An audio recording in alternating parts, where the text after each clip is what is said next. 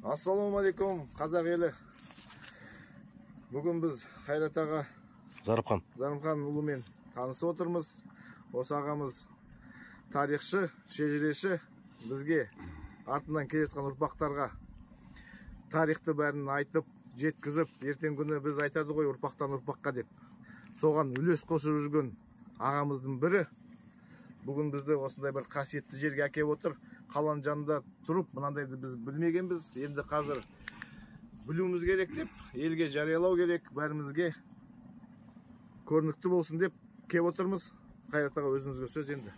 Жақсы, мына негізі ел аузында осы маңда Қабанбай батыр су ішкен бұлақ болған деп жаңағы айтатын, бірақ ана жерде кафені көрдіңдер ғой.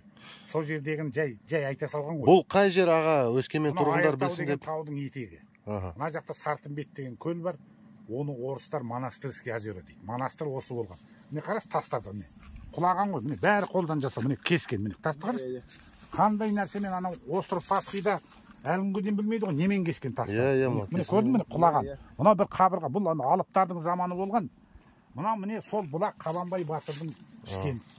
Осы Ермұрат Бапи келгенде, Ермұрат Бапиға біз Бапи болды ма? Иә.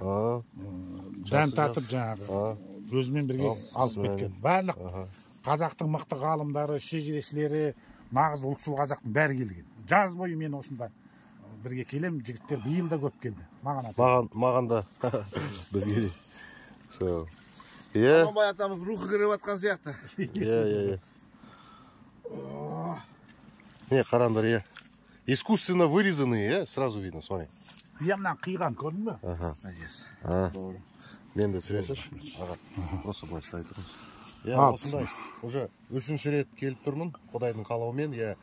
Уже бірінші 2021 жылда келдім, уже міне, үшінші рет.